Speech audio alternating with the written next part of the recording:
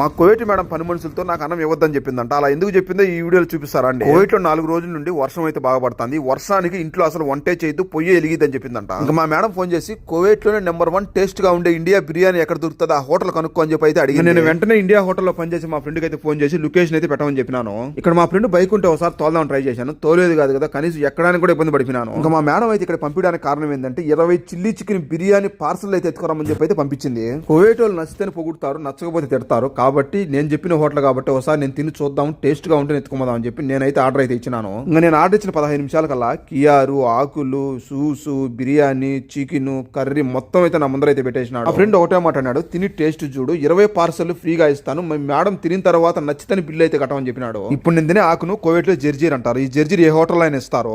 Chilli chicken అయితే చూస్తా ఉంటే మామూలుగా లేదు, కలర్ చేసి సూపర్ గా అయితే చేసినాడు. టేస్ట్ అయితే వేరే లెవెల్ అయితే ఉన్నది. 8 ముక్కల దాకా ఇచ్చినాడు, పెద్ద పెద్ద. ఈ చిల్లీ చికెన్ చేసిన వంట మాస్టర్ అయితే కడపలో 7 రోజుల కడ హోటల్ అయితే ఉన్నది. ఆ హోటల్ అయితే 10 ఏళ్ళ దాకా పనిచేసినాడంట. ఇంకా నేనైతే టేస్ట్ బాగుండడంతో 20 పార్సల్ అయితే ఆర్డర్ అయితే ఇచ్చేసినాను. 20 పార్సల్ వచ్చేసి మా ఇంట్లో పనిచేసే వర్కర్లందరికీ అయితే ఇవ్వమనింది మా మేడం. హోటల్ ఎక్కడుండేది సెకండ్ వీడియో చేస్తాను, మీకు కావాలంటే ఆ వీడియో చూడండి.